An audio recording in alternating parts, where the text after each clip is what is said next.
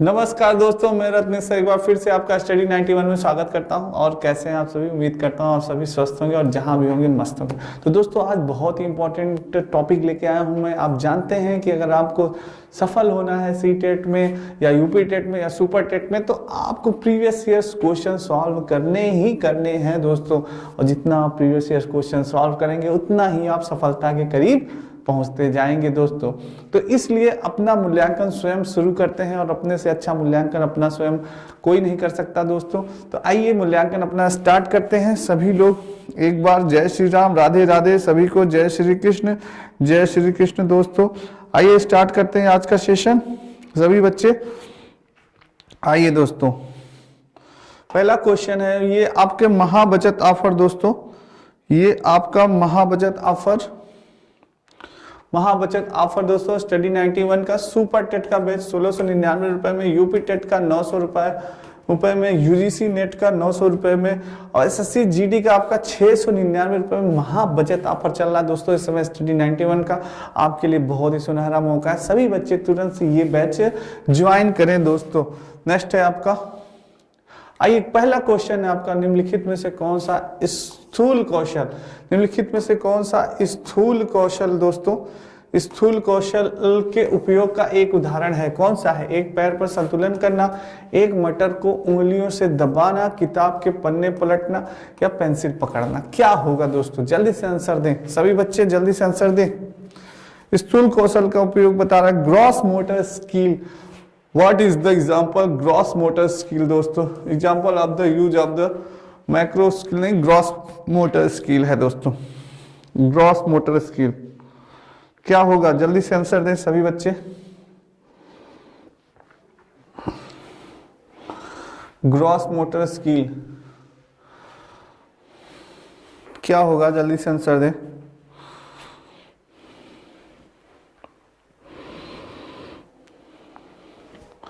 बिल्कुल सही। निम्नलिखित कौन सा स्थूल कौशल के उपयोग का एक उदाहरण है? एक पैर पर संतुलन करना। बिल्कुल ए इज द राइट आंसर। एक पैर पर संतुलन करना, ए इज द राइट आंसर दोस्तों। ए बहुत ही सही बताया आपने, एक पैर पर संतुलन करना, ए इज द राइट आंसर, बिल्कुल सही। निम्नलिखित कौन सा स्थूल कौशल उपयोग एक उदाहरण है? एक पैर पर संतुलन करना। ग्रॉस मोटर स्किल का ये एग्जांपल है कि एक पैर पर, आपने देखा होगा कभी कभी कुछ लोग करते हैं, क्या कहते हैं, योगा करते हैं, एक पैर पर खड़े हो जाते हैं, तो वो ग्रॉस मोटर स्किल का एग्जांपल है। A is the right answer, बिल्कुल सही दोस्तों। नेक्स्ट है, विकासात्मक परिवर्तन किसका परिणाम है? Development change result from. विकासात्मक परिवर्तन किसका परिणाम होता है दोस्तों? अनुवांशिक और पर्यावरणीय परिस्थितियों का अनूठा संयोजन, किसी भी व्यक्ति का केवल अनुवांशिक ढांचा, केवल सामाजिक सांस्कृतिक कारक, न तो वंशानुगत और न ही पर्यावरणीय कारक। क्या होता है दोस्तों? जल्दी से आंसर बताएं, जल्दी से सभी लोग आंसर बताएं। क्या होगा? विकासात्मक परिवर्तन किसका परिणाम है दोस्तों? विकासात्मक परिवर्तन किसका परिणाम है? बिल्कुल सही जवाब दे रहे हैं बच्चे, बहुत ही अच्छा। देखते हैं किसका सही होता है, देखते हैं किसका सही होता है बच्चों।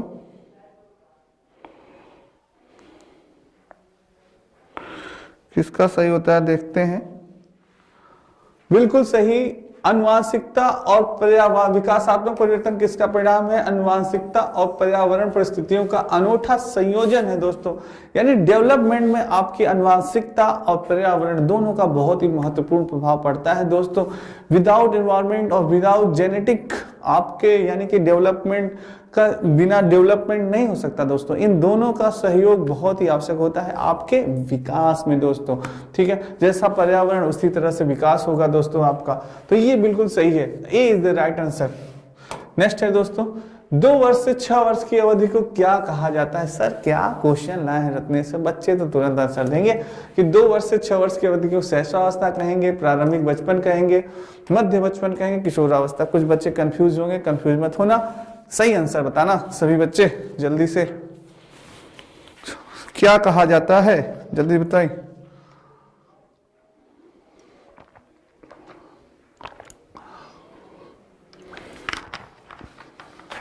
बहुत बढ़िया आंसर दे रहे हैं।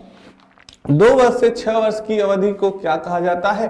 प्रारंभिक बचपन, बिल्कुल सही। शैशवावस्था नहीं होगा बच्चों, मध्य बचपन नहीं होगा, किशोरावस्था नहीं, प्रारंभिक बचपन 2 वर्ष से 6 वर्ष की अवधि को क्या कहते हैं, प्रारंभिक बचपन कहा जाता है। दोस्तों बिल्कुल सही है, B is the right answer. जिस बच्चों ने बी दिया बिल्कुल सही दिया, कुछ बच्चे कंफ्यूज हैं, कोई बात नहीं।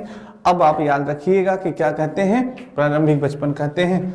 चलिए नेक्स्ट है, अभी कथन है, शहरों में बच्चों का बहुत सारा खेल उन रियलिटी टीवी शो पर आधारित होता है जो वो देखते हैं। इन दिनों परिवार और साथियों के अलावा मीडिया बच्चों के समाजीकरण का एक महत्वपूर्ण माध्यम बनता जा रहा है। सही विकल्प चुने, ए और आर दोनों सही है और अरे ये सही का व्याख्या करता है एक ही। ए और आर दोनों सही है लेकिन आर सही व्याख्या नहीं है, एक ही। ए सही है लेकिन आर गलत है, ए और आर दोनों गलत है। क्या होगा बच्चों, जल्दी से आंसर दें, सभी बच्चे जल्दी से आंसर दें, क्या होगा दोस्तों,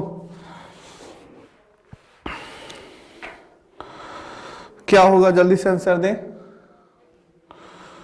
बिल्कुल सही जवाब दे रहे हैं। दोनों कथन ध्यान से पढ़िएगा बच्चों, दोनों कथन आप तो ध्यान से पढ़िएगा तभी आंसर दे पाएंगे आप।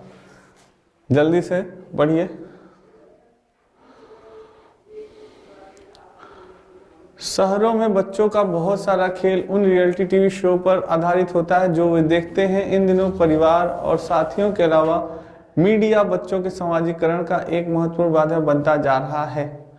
सही विकल्प चुने, बिल्कुल सही जवाब दिया। ए और आर दोनों सही है और आर ए की सही व्याख्या करता है दोस्तों। A is the right answer, A is the right answer, बिल्कुल सही जवाब दिया, A is the right answer. Next है दोस्तों, पियाजे द्वारा अधिगम को सुगम बनाने के लिए निम्नलिखित में से कौन सा कारक महत्वपूर्ण माना जाता है। पियाजे द्वारा अधिगम को सुगम बनाने के लिए निम्नलिखित में से कौन सा कारक महत्वपूर्ण माना जाता है। शिक्षक की गतिशीलता, विविध सामग्रियों का अध्ययन, मध्य स्तरीय नवीन अनुभव प्रदान करना, सकारात्मक और नकारात्मक पुनर्बलन सुनिश्चित करना। दोस्तों क्या होगा, पियाजे अधिगम को सुगम बनाने के लिए कौन सा कारक महत्वपूर्ण माना जाता है दोस्तों, जल्दी बताइए।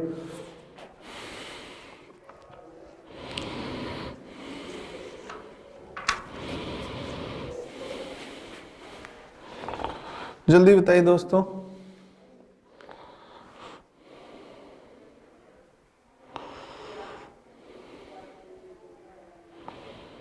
बिल्कुल सही, पियाजे द्वारा अधिगम को सरल बनाने, सुगम बनाने के लिए, सरल बनाने के लिए निम्नलिखित में से कौन से कारक महत्वपूर्ण माने जाते हैं दोस्तों।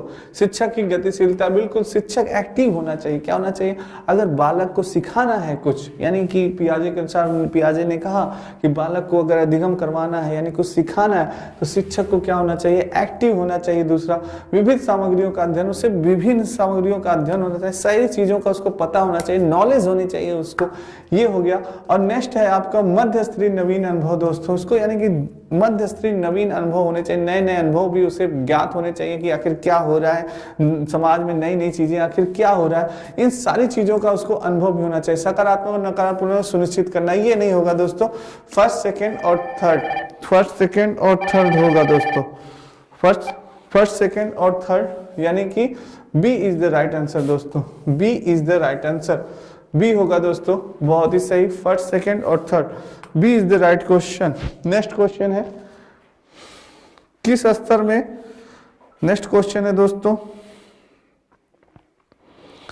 किस स्तर में बच्चों अपने आसपास की दुनिया के बारे में एक जीववादी दृष्टिकोण होता है और वे मानते हैं कि पेड़ पौधे और चलते हुए बादलों और लुढ़कते पत्थरों की मनसाएं और इरादे हो सकते हैं। संवेदी चालक अवस्था, पूर्व संक्रियात्मक अवस्था, मूर्त संक्रियात्मक अवस्था, अमूर्त संक्रियात्मक अवस्था, क्या होगा दोस्तों, जल्दी से आंसर दें सभी बच्चे। बहुत इंपॉर्टेंट, वेरी इंपॉर्टेंट क्वेश्चन कर लीजिएगा, वेरी इंपॉर्टेंट।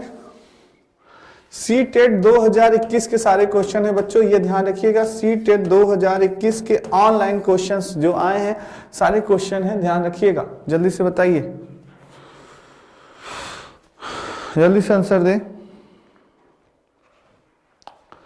किस स्तर पर बच्चों में अपने आसपास की दुनिया के बारे में एक जीववादी दृष्टिकोण होता है और वे मानते हैं कि पेड़ पौधे और चलते हुए बादलों, लुढ़कते पत्थरों की मनसाएं और इरादे हो सकते हैं, किस, क्या होगा,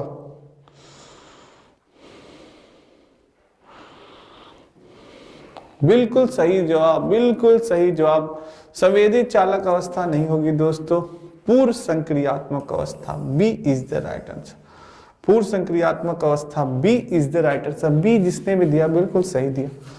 नेक्स्ट चलते हैं, किसके सिद्धांत में भाषा बच्चों के संज्ञानात्मक विकास में महत्वपूर्ण भूमिका निभाती है? किसके सिद्धांत में भाषा बच्चों के संज्ञानात्मक विकास में महत्वपूर्ण भूमिका निभाती है? लेव वाइगोत्स्की, जीन पियाजे, हार्वर्ड गार्डनर, लॉरेंस कोहलबर्ग। किसके सिद्धांत में, जल्दी से बताएं, किसके सिद्धांत में भाषा बच्चों के संज्ञानात्मक विकास में महत्वपूर्ण भूमिका निभाती है? जल्दी से बताएं बच्चों।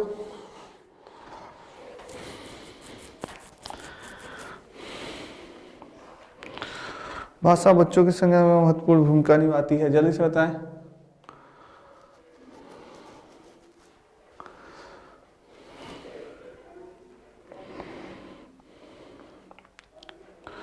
लेव वाइगोत्स्की, बिल्कुल। किसके साथ भाषा के बात की जाए अगर दोस्तों, तो भाषा के लिए किसने कहा था? लेव वाइगोत्स्की महात्मा ने भाषा बच्चों के संज्ञान विकास में महत्वपूर्ण भूमिका निभाती है। किसने कहा था? लेव वाइगोत्स्की ने कहा था।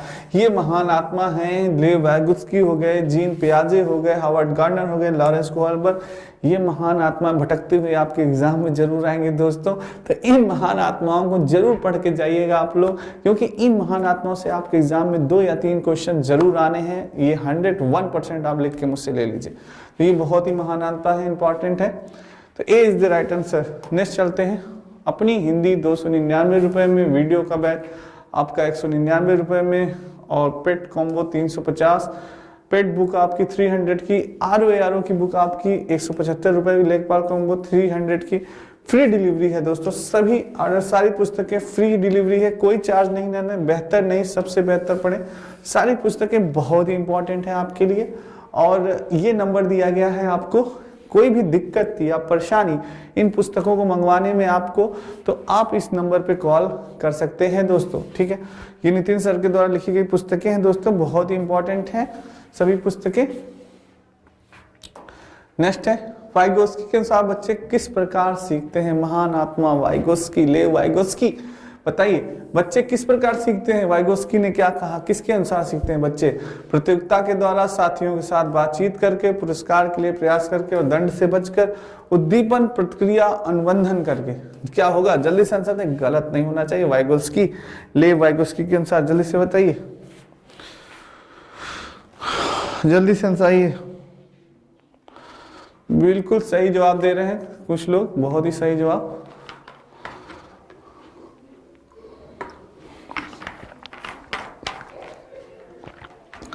वाइगोत्स्की के अनुसार बच्चे किस प्रकार सीखते हैं? जल्दी से आंसर दें बच्चों।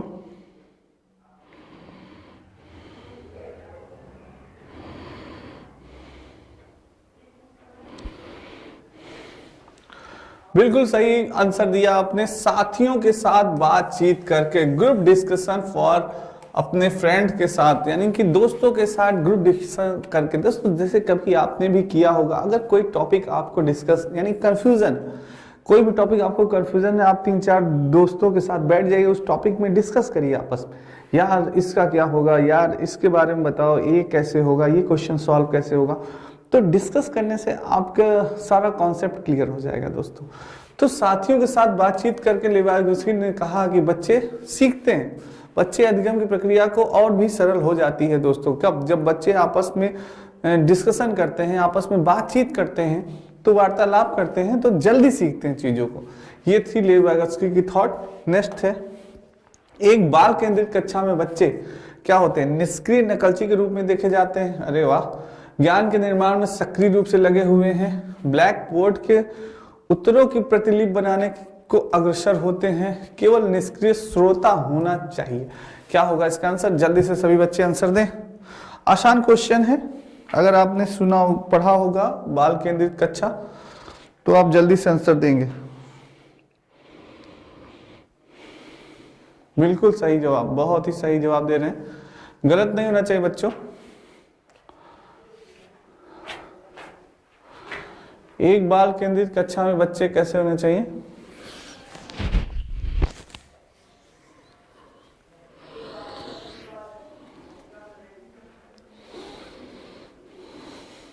बिल्कुल सही जवाब दे रहे हैं, ज्ञान के निर्माण में सक्रिय रूप से लगे होने चाहिए दोस्तों। निष्क्रिय नकलची के रूप में बिल्कुल देखा है भाई, बिल्कुल नहीं होने चाहिए। बाल केंद्रित कक्षा में नकलची बिल्कुल नहीं, ऐसा नहीं होगा, गलत है।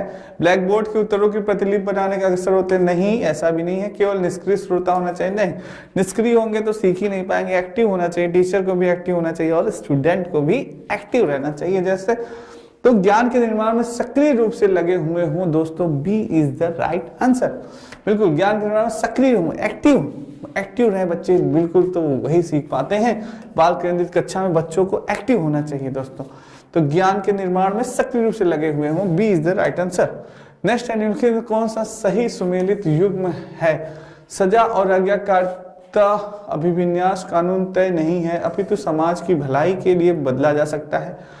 अच्छा लड़का अच्छी लड़की अभिविन्यास दूसरों के साथ भला बनकर अनुमोदन अर्जित करता है। कानून और व्यवस्था अभिविन्यास मानव अधिकारों के मूल्यों के आधार पर नैतिक सिद्धांतों को स्वयं चुना जाता है। सामाजिक अभिविन्यास किसी भी क्रिया के भौतिक परिणाम या निर्धारित करते हैं कि यह अच्छा है या बुरा है। क्या होगा दोस्तों, जल्दी से आंसर दें। कौन सा सही है सुमेलित युग्म? जल्दी से आंसर दें। कौन सा युग्म सुमेलित सही है दोस्तों? जल्दी आंसर दें।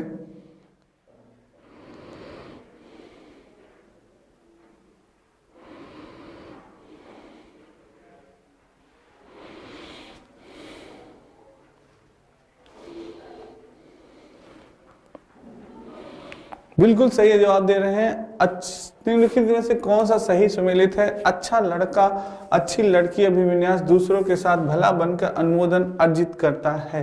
बिल्कुल सही है, B is the right answer दोस्तों। आपका बी राइट, जिसने भी दिया बिल्कुल सही आंसर दिया, बहुत ही सही। नेक्स्ट है, हार्वर्ड गार्डनर के सिद्धांत में बुद्धि वाले व्यक्ति वनस्पतियों और जीवों की विभिन्न प्रजातियों की सुंदरता को पहचान सकते हैं और जान सकते हैं। स्थानिक प्रकृतिवादी संगीत में अंतर्वैयक्तिक, तो क्या होगा दोस्तों इसका आंसर? जल्दी से दें, क्या होगा इसका?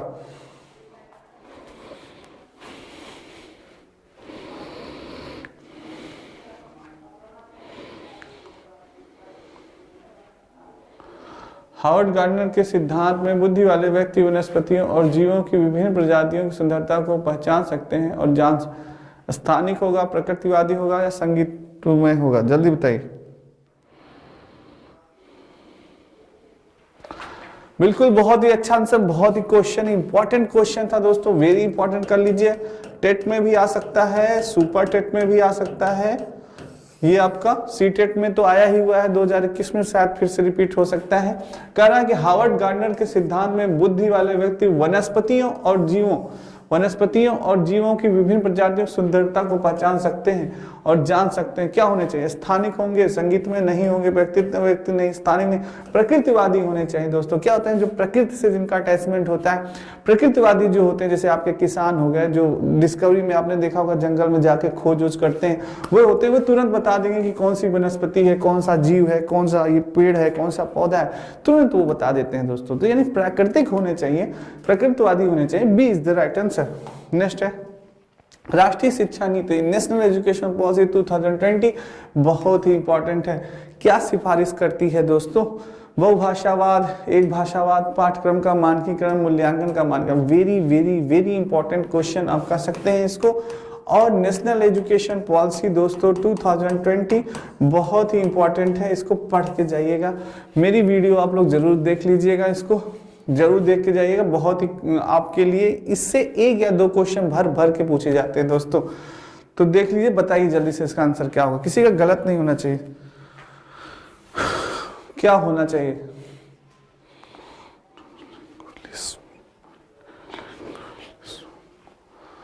बहुभाषावाद, एक भाषावाद, पाठ्यक्रम का मानकीकरण, क्या राष्ट्रीय शिक्षा क्या सिफारिश करती है दोस्तों? बिल्कुल सही आंसर दे रहे हैं आप सभी, बहुत ही सही आंसर दिए। एक भाषावाद नहीं होगा, पाठ्यक्रम का मानकीकरण नहीं होगा, मूल्यांकन का मानकीकरण, बहुभाषावाद होगा दोस्तों। A is the right answer, बहुभाषावाद होगा, ए इज द राइट आंसर, बिल्कुल सही आंसर दिया। नेक्स्ट है, एक शिक्षिका यह धारणा रखती है कि लड़के अधिक बुद्धिमान और जोखिम लेने वाले होते हैं और लड़कियां आज्ञाकारी और ईमानदार होती हैं और उनके अनुसार व्यवहार करती हैं। यह किसका उदाहरण है? अरे सर क्या क्वेश्चन लाए, पर वेरी इंपॉर्टेंट क्वेश्चन है दोस्तों, बहुत इंपॉर्टेंट है। इस टॉपिक से आपके एग्जाम में भर भर के 1 या 2 क्वेश्चन जरूर होंगे, चाहे तो आप प्रीवियस ईयर क्वेश्चन उठा के देख सकते हैं। जेंडर पक्षपात, जेंडर स्थिरता, जेंडर समता, जेंडर समानता क्या होगा जल्दी बताइए, गलत नहीं होना चाहिए।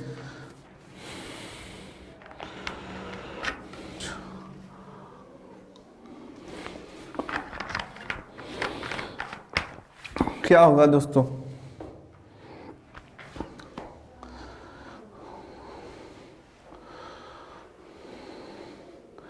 एक शिक्षिका यह ध्यान रखती है कि लड़के अधिक बुद्धिमान और जोखिम लेने वाले होते हैं और लड़कियां आज्ञाकारी और ईमानदार होती हैं और उनके अनुसार व्यवहार करती है। किसका? जेंडर पक्षपात दोस्तों, A is the right answer. जिसने भी ए दिया बहुत ही सही भाई, ये जेंडर पक्षपात है कि लड़कियां ही क्या कर रहे हैं। शिक्षिका यह ध्यान रखती है कि लड़के अधिक बुद्धिमान और जोखिम लेने वाला कार्य करते हैं। क्या लड़कियां बुद्धिमान नहीं होती? क्या लड़कियां जोखिम भरा काम नहीं करती? जैसे लोगों की ये सोच हो गई है कि जैसे कि आपकी एक सोच है कि आर्मी में जो भर्ती होते हैं केवल लड़के भर्ती होते हैं, लड़कियां भर्ती नहीं होती हैं। चाहे पुलिस में हो गया, चाहे बीएसएफ में हो गया, आईटीबीपी में हो गया, सीआरपीएफ में हो गया। पर अब ऐसा नहीं है दोस्तों, ये सोच अब बदलिए। ये सोच पहले की सोच थी कि जो कार्य लड़के कर सकते हैं वो कार्य लड़कियां नहीं कर सकती, तो ये गलत है। अब आप देख रहे हैं कि लड़कियां और लड़के हर जगह एक समान है और हर कार्य जो लड़के कर सकते हैं वो कार्य लड़कियां भी कर सकती हैं दोस्तों। तो ये है जेंडर इश्यू है दोस्तों, बहुत इंपॉर्टेंट है। जेंडर इश्यू एंड सोशलाइजेशन बहुत इंपॉर्टेंट टॉपिक है, इसको आप पढ़ लीजिएगा और आपका कॉन्सेप्ट क्लियर हो जाएगा। नेक्स्ट है आपका, शिक्षकों को बच्चों का आकलन करने के लिए विभिन्न प्रकार की आकलन तकनीक और विधियों का प्रयोग करना चाहिए। कोई भी एक मूल्यांकन तकनीक बच्चे की प्रगति और विकास के क्षेत्र के बारे में जानकारी प्रदान करने में सक्षम नहीं है। क्या होगा इसका कथन? आप दीजिए, कथन ए कथन बी मिला के दीजिए। ए और आर दोनों सही है और आर ए सही व्याख्या करता है ए की। ए और आर दोनों सही है लेकिन आर सही व्याख्या नहीं है ए की। ए सही है लेकिन आर गलत है, ए और आर दोनों गलत है। क्या होगा बच्चों? जल्दी से आंसर दें इसका, जल्दी से आंसर दें।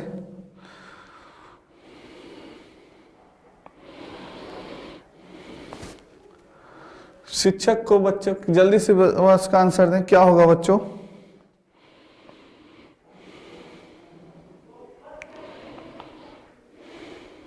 कौन सा कथन सही है?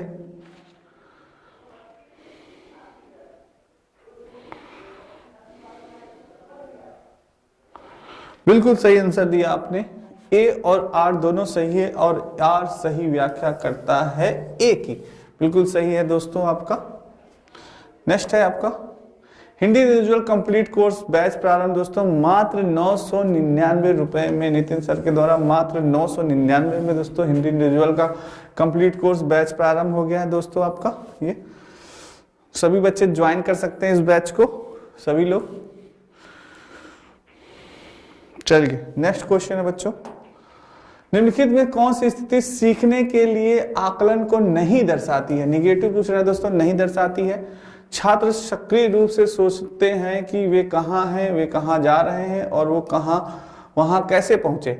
शिक्षक सीखने की सुसाधित करने के लिए रचनात्मक गुणात्मक प्रतिक्रिया देते हैं। प्रदर्शन बढ़ाने के लिए छात्रों के बीच लगातार तुलना की जाती है। रचनात्मक मूल्यांकन के कई तरीके जैसे सहकर्मी और स्व मूल्यांकन का उपयोग किया जाता है। क्या होगा इसका आंसर? जल्दी से सभी बच्चे आंसर दें, सभी बच्चे। गलत नहीं होना चाहिए बच्चों इस क्वेश्चन का आंसर, सभी बच्चे दें।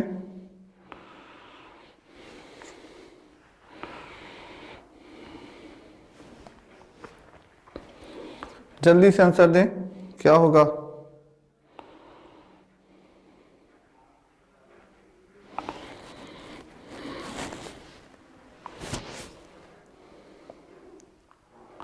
नहीं दर्शाती है।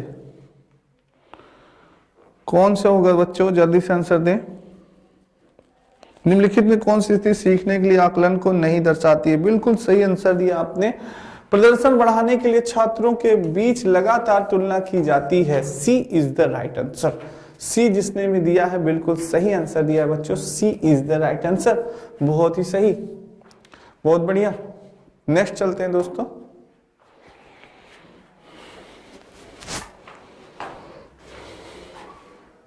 नेक्स्ट क्वेश्चन है दोस्तों, समावेशी शिक्षा के लिए क्या जरूरी है। समावेशी शिक्षा बहुत इंपॉर्टेंट है दोस्तों। समावेशी शिक्षा आपके समावेशी शिक्षा से बहुत इंपॉर्टेंट है दोस्तों। इससे आपके एग्जाम में 1 या 2 क्वेश्चन जरूर आएगा। तो समावेशी शिक्षा के लिए क्या जरूरी है। लचीला शिक्षा शास्त्र, अगम्य इमारत, अनम्य मानसिकता, मानकीकृत पाठ्यक्रम, क्या होगा। जल्दी से आंसर दें सभी बच्चे, जल्दी से बताएं। गलत नहीं होना चाहिए दोस्तों। समावेशी शिक्षा आपका, समावेशी शिक्षा आपका गलत नहीं होना चाहिए। जल्दी से आंसर दें सभी बच्चे, जल्दी से आंसर दें सभी बच्चे दें। गलत नहीं होना चाहिए। समावेशी शिक्षा के लिए क्या जरूरी है दोस्तों। बिल्कुल सही जवाब दे रहे हैं, लचीला शिक्षा शास्त्र। यानी समावेशी शिक्षा में क्या होना है, फ्लेक्सिबिलिटी होनी चाहिए, आपके सिलेबस में होनी चाहिए, टीचर्स में होनी चाहिए दोस्तों। यानी लचीला शिक्षा शास्त्र, ए इज द राइट आंसर, बिल्कुल सही समावेशी शिक्षा के लिए। नेक्स्ट है, निम्नलिखित में से कौन सी दिव्यांगत सामाजिक संचार को में चुनौतियों का कारण बनती है। कौन सा होगा दोस्तों। स्वलीनता, पठन वैफल्य, गुणज वैफल्य, गतिमान दिव्यांगता, क्या होगा। जल्दी से आंसर दें, गलत नहीं होना चाहिए किसी का भी, जल्दी से आंसर दें। निम्नलिखित में कौन सी दिव्यांगता सामाजिक संचार में चुनौतियों का कारण बनती है। जल्दी से दें। स्वलीनता, पठन वैफल्य, गुणज वैफल्य या गतिमान दिव्यांगता। जल्दी से आंसर दें बच्चों।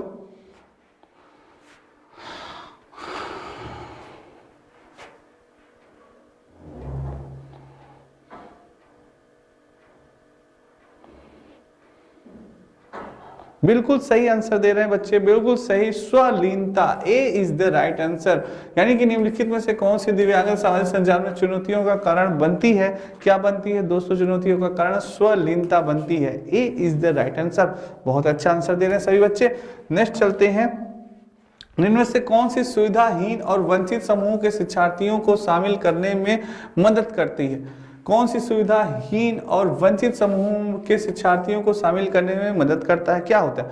विविधता को महत्व देना, गैर प्रासंगिक पाठ्यक्रम, प्रमुख समूहों की ओर केंद्रित शिक्षा शास्त्र या मानकीकृत परीक्षण। क्या होगा बच्चों, जल्दी से आंसर दें, गलत नहीं होना चाहिए। क्या होगा, जल्दी से आंसर दें। बहुत ही बढ़िया, बहुत ही बढ़िया दे रहे हैं आंसर।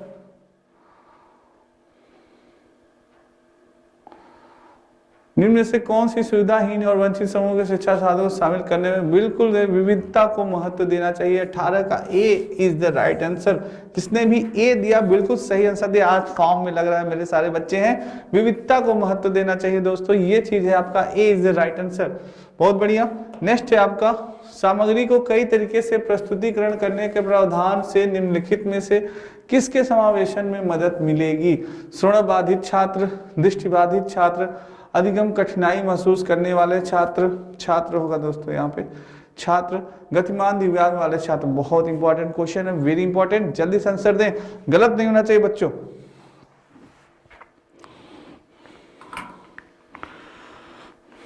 जल्दी से आंसर दें।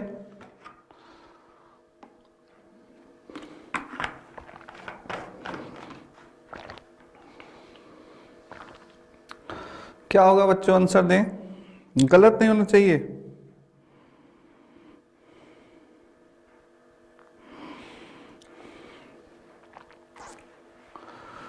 क्वेश्चन कर रहा है कि सामग्री को कई तरीके से प्रस्तुतिकरण करने के प्रावधान में निम्नलिखित में से किसके समावेशन में मदद मिलेगी। श्रवण बाधित छात्र में बिल्कुल मिलेगी दोस्तों, दृष्टि बाधित छात्र को भी मिलेगी, अधिगम कठिनाई महसूस करने वाले छात्र को भी मिलेगी और गतिमान दिव्यांग वाले छात्र को भी मिलेगी दोस्तों।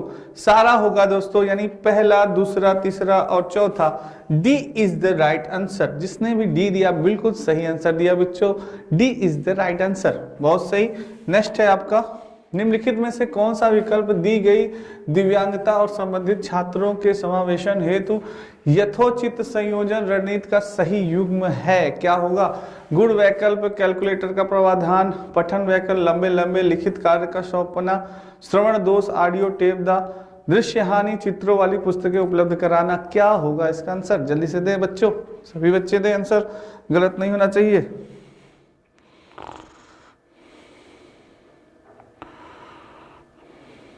क्या होगा दोस्तों?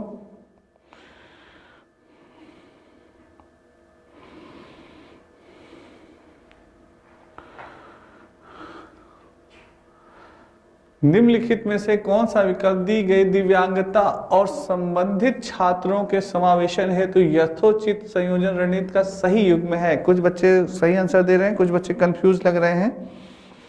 क्या होगा? गुण वैकल्य, कैलकुलेटर का प्रावधान, पठन वैकल्य, लंबे लंबे लिखित कार्य सोपान, श्रवण दोष, ऑडियो टेप द, यस दृश्य हानि, चित्र वाले पुस्तक। ए इज द राइट आंसर। ए होगा दोस्तों गुण वैकल्य कैलकुलेटर का प्रावधान। ठीक है, ए होगा दोस्तों, A is the right answer. Next है आपका, प्रारंभिक कक्षाओं में शिक्षण अधिगम प्रक्रिया के लिए निम्नलिखित में से कौन सा दृष्टिकोण बेहतर है? प्रारंभिक कक्षाओं में शिक्षण अधिगम प्रक्रिया के लिए निम्नलिखित में से कौन सा दृष्टिकोण बेहतर है? बिना समझे नकल करना, करके सीखना, निष्क्रिय रूप में सुनना, रट कर याद करना। क्या होगा? जल्दी से आंसर दें दोस्तों।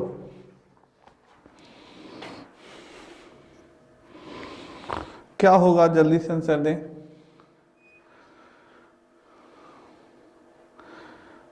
प्रारंभिक कक्षाओं में शिक्षण अधिगम प्रक्रिया के लिए से कौन? बहुत इंपॉर्टेंट क्वेश्चन है, वेरी इंपॉर्टेंट, कर लीजिएगा इसको।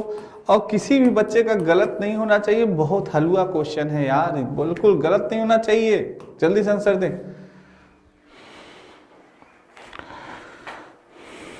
प्रारंभिक कक्षाओं में शिक्षण अधिगम प्रक्रिया के लिए कौन सा दृष्टिकोण बेहतर है? बहुत ही सही, बहुत सही आंसर दिया। बिना समझे नकल करना गलत है। निष्क्रिय रूप से सुनना, भाई एक्टिव होना चाहिए, टीचर को भी एक्टिव होना है और स्टूडेंट को भी एक्टिव रहना चाहिए। निष्क्रिय रहेंगे नहीं सीख पाएंगे। कह रहा है प्रारंभिक कक्षा में शिक्षण अधिगम यानी कि टीचिंग लर्निंग आपको यानी अधिगम यानी सीखना, शिक्षण विधि को सीखना आपको। निष्क्रिय रूप में सुनना बिल्कुल नहीं, गलत होगा। रट कर याद करना बिल्कुल नहीं, बच्चे को रट कर याद कराने के लिए बिल्कुल विरोध करता है। आपका प्रारंभिक कक्षा में ऐसा नहीं करना चाहिए, बिना समझने के नहीं होगा। करके सीखना, लर्निंग बाय डूइंग, प्रारंभिक कक्षा के बच्चे जो 1 से 5 तक के बच्चे होते हैं उन्हें करके सिखाइए। उन्हें कोई चीज आप दे दीजिए, भाई बेटा ये क्वेश्चन तुम स्वयं सॉल्व करो, ये चीज तुम बना के ले आओ, तो करके सीखना। वो चीज किसी चीज को करते हैं या ढूंढते हैं, किसी चीज को खोजते हैं, किसी चीज का आंसर खोजते हैं, तो वो चीजें उनके दिमाग में स्थिर हो जाती हैं, वो उन्हें याद हो जाती है, वो जल्दी नहीं भूलते दोस्तों। तो वही है करके सीखना, लर्निंग बाय डूइंग। 21 का बी होगा। नेक्स्ट है आपके नितिन सर के द्वारा हैंड राइटिंग ई बुक। दोस्तों सारी पुस्तकें बहुत ही इंपॉर्टेंट हैं।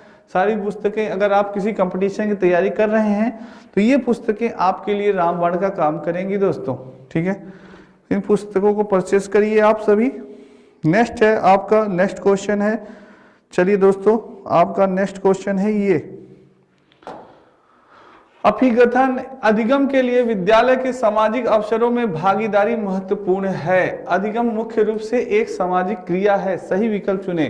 कथन आते हैं दोस्तों, ऐसे ही 2 कथन आपको दिए जाएंगे। अब इसमें से आपको चुनना है कि ए और आर दोनों सही है और सही व्याख्या करता है एक ही। ए और आर दोनों सही लेकिन आर सही व्याख्या नहीं है एक ही। ए सही है लेकिन आर गलत है, ए और आर दोनों गलत है। क्या होगा इसका आंसर? जल्दी से आंसर दें सभी बच्चे, इसका आंसर दें सभी बच्चे, दें जल्दी से आंसर दें इसका। क्या होगा? गलत नहीं होना चाहिए बच्चों, ध्यान से सुनिएगा।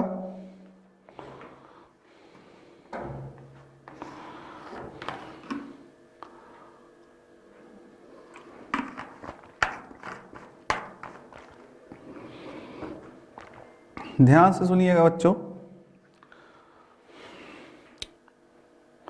कह रहा है अभिकथन अधिगम के लिए विद्यालय के सामाजिक अवसरों में भागीदारी महत्वपूर्ण है। और आर क्या है? तर्क क्या है? अधिगम मुख्य रूप से एक सामाजिक क्रिया है। तो बताइए इसका आंसर क्या होगा दोस्तों? जल्दी से आंसर दें। बिल्कुल सही, ए और बहुत सही आंसर दे रहे हैं जो बच्चे जिन्होंने बी दिया। गलत है बच्चों, सी भी गलत है, डी भी नहीं होगा, ए इज द राइट आंसर। ए और आर दोनों सही है और आर जो है सही व्याख्या करता है किसकी? एक ही, यानी कि अधिगम के लिए विद्यालय के सामाजिक अवसरों में भागीदारी महत्वपूर्ण है। यानी विद्यालय में बच्चा सीखता है, अधिगम यानी सीखता है, यानी उसमें बहुत से अलग अलग धर्म के, अलग अलग क्षेत्र के, अलग अलग जगह के, अलग अलग भाषाओं में बोलने वाले बच्चे आते हैं, तो वहां से बच्चा सीखता है। समाज के अंतर्गत क्या आता है? समाज के अंतर्गत परिवार आते हैं, दोस्त आते हैं, ये सारी चीजें क्या है? समाज के अंतर्गत आते हैं। तो अधिगम की प्रक्रिया विद्यालय में बहुत ही अच्छी होती है दोस्तों। तो ठीक है, तो उसमें अधिगम मुख्य रूप से एक सामाजिक क्रिया है। बिल्कुल सही है भाई, अधिगम एक सामाजिक क्रिया है, सीखना भी एक समाज से बालक सीखता है, बिल्कुल सही है। तो ये दोनों सही है दोस्तों, आर और सही व्याख्या करता है, तो A is the right answer. Next है, कक्षा की गतिविधियों को सार्थक बनाने के लिए एक शिक्षिका को क्या करना चाहिए? टीचर बन जाइए। जैसे अगर आपको कहे कि एक शिक्षिका के रूप में क्या करना चाहिए, एक अध्यापक के रूप में क्या करना चाहिए, तो उस समय तुरंत आप एक टीचर बन जाइए। सोचिए कि अगर इस टाइम में एक टीचर होता तो मैं कैसे डिसीजन लेता, तो आपका क्वेश्चन कभी गलत नहीं होगा। बालक के रूप में कहे तो आप एक स्टूडेंट बन जाइए, विद्यार्थी के रूप में कहे तो आप एक स्टूडेंट बन जाइए। तो आप सोचिए कि अरे यार, अगर मैं यहाँ पे स्टूडेंट होता तो मैं कैसे डिसीजन लेता, मैं अगर एक टीचर होता तो कैसे डिसीजन लेता। तो यहाँ पे एक टीचर बन के आपको डिसीजन लेना है, तभी आपका आंसर सही होगा। उन्हें असंबंधित खंडों में विभाजित करना, उनके बारे में अस्पष्ट निर्देश देना, उन्हें संदर्भहीन तरीकों से प्रस्तुत करना, उन्हें उचित संदर्भ में स्थित करना। क्या होगा दोस्तों? जल्दी से आंसर दें।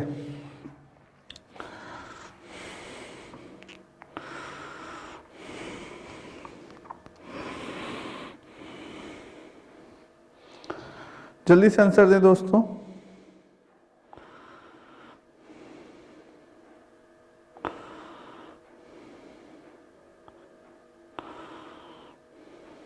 बिल्कुल सही, बिल्कुल सही, D is the right answer. उन्हें उचित संदर्भ में स्थित करना, D is the right answer दोस्तों, बिल्कुल सही, डी इज द राइट। उन्हें उचित संदर्भ में स्थित करना दोस्तों, डी इज द राइट। कक्षा की गतिविधियों को सार्थक बनाने के लिए एक शिक्षक क्या करना चाहिए? डी इज राइट, उन्हें उचित संदर्भ में स्थित करना। चलिए नेक्स्ट है, निम्नलिखित में से कौन सी शैक्षिक पद्धतियां शिक्षण अधिगम प्रक्रिया में सकारात्मक योगदान नहीं देती है? सकारात्मक होगा दोस्तों, सकारात्मक योगदान नहीं देती हैं। कौन सी है नहीं देती हैं? आवश्यकता के अनुसार पाठचर्या अनुकूलन, छात्रों के लिए अनुभवात्मक शिक्षा, पाठचर्या नियोजन में नवाचार, परीक्षा केंद्रित कठोर शिक्षण रणनीतियां। क्या होगा? जल्दी से आंसर दें।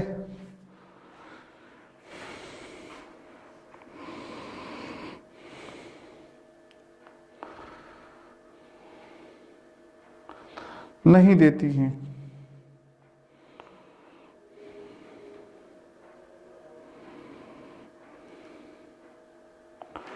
नहीं देती हैं। कौन सी नहीं देती हैं दोस्तों?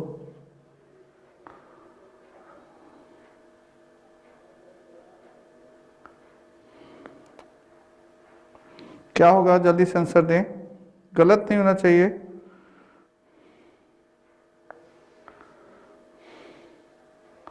बहुत सही, जल्दी। कुछ लोग ए दे रहे हैं, कुछ लोग बी दे रहे हैं, देखते हैं किसका सही होता है। कुछ लोग ए दे रहे हैं, कुछ लोग बी दे रहे हैं, देखते हैं किसका सही होता है।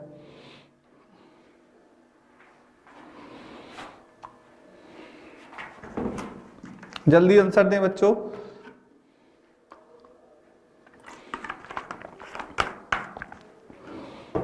कह रहा है कि निम्नलिखित में से कौन सी शैक्षिक पद्धतियां शिक्षण अधिगम प्रक्रिया में सकारात्मक योगदान नहीं देती हैं दोस्तों? निगेटिव पूछ रहा है, नहीं देती हैं। क्या पूछ रहा है? नहीं देती हैं। कौन सी नहीं देती हैं? आवश्यकता के अनुसार पाठचर्या अनुकूलन, छात्रों के लिए अनुभवात्मक शिक्षा, पाठचर्या नियोजन में नवाचार, परीक्षा केंद्रित कठोर शिक्षण रणनीति दोस्तों। तो ये आपका बिल्कुल सही है, आपका D is the right answer दोस्तों, बिल्कुल सही, डी इज द राइट। परीक्षा केंद्रित कठोर शिक्षण रणनीतियां, डी बच्चों ने, जिन बच्चों ने दिया बिल्कुल सही आंसर दे रहे हैं, D is the right answer. परीक्षा केंद्रित कठोर शिक्षण रणनीतियां, D is the right answer. Next है, एक शिक्षक द्वारा पढ़ाए जाने वाले विषय वस्तु को छात्रों के दैनिक जीवन के अनुभव से जोड़ना चाहिए। बहुत इंपॉर्टेंट, वेरी इंपॉर्टेंट क्वेश्चन कर सकते हैं आप। बच्चे स्कूल में जीवन के बहुत से महत्वपूर्ण अनुभव लेकर आते हैं, अनुभव होगा, लेकर आते हैं, जिस पर शिक्षक का को ध्यान देना चाहिए। कौन सा विकल्प सही है इसमें? ए और आर कथन वाला है, जल्दी से ए और आर दोनों सही हैं, और आर सही व्याख्या करता है ए की। ए और आर दोनों सही हैं, लेकिन आर सही व्याख्या नहीं है ए की। क्वेश्चन ध्यान से पढ़िए दोस्तों, नहीं है यहाँ बात की गई है। ए सही है लेकिन आर गलत है, ए और आर दोनों गलत है, क्या होगा? जल्दी से आंसर दे बच्चों, गलत नहीं होना चाहिए। सभी बच्चे जल्दी से आंसर दें,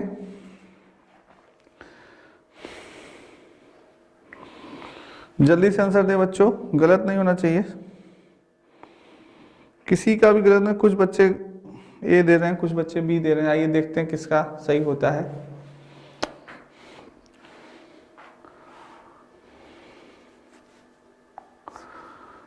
जल्दी से आंसर दें।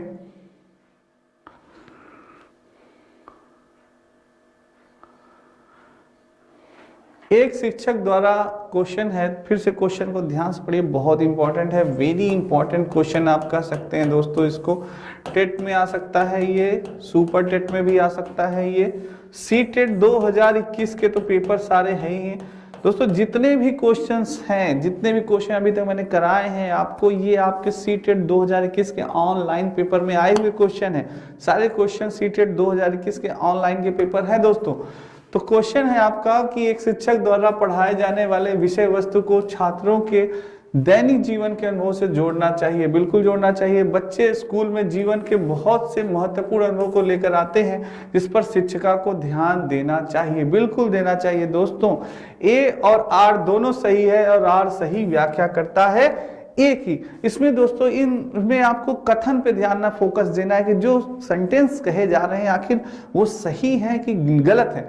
जैसे इसमें कहा गया कि एक शिक्षक द्वारा पढ़ाए जाने वाले विषय वस्तु को छात्रों को दैनिक जीवन के अनुभव से जोड़ना चाहिए। उसके दैनिक जीवन के अनुभव से जोड़ना, जो टीचर पढ़ाए तो वो उसके दैनिक जीवन के अनुभव से भी जोड़ना चाहिए दोस्तों उसे, कि ऐसे उदाहरण दें कि जैसे उसके जीवन से भी उसको जोड़ना चाहिए। जैसे अगर शिक्षक गणित पढ़ा रहा है बच्चों को, तो गणित पढ़ा रहे तो कहे बेटा अगर आपको कैलकुलेशन नहीं आएगा, अगर आपको गणना करना नहीं आएगा, तो आप कभी अपने घर से जाते हैं किसी सामान को लेने, बाजार में अगर आप सब्जी लेने जा रहे हैं, कपड़ा लेने जा रहे हैं, तो वो आपको उचित मूल्य बताएगा, आपको उचित मूल्य बताएगा, और आप उसे अगर अधिक पैसे दे देंगे तो वो आपको ठग लेगा।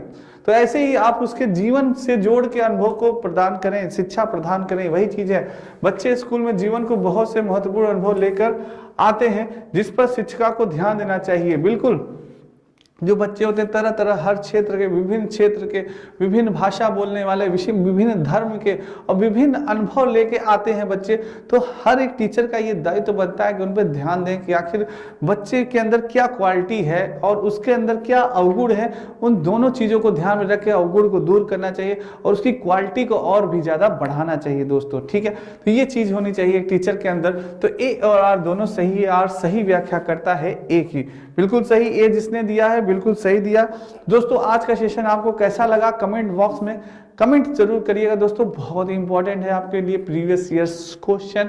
अगर आपको सी टेट निकालना है, सुपर टेट निकालना है या यूपी टेट निकालना है, तो आपको प्रीवियस ईयर्स क्वेश्चन लगातार सॉल्व करने पड़ेंगे।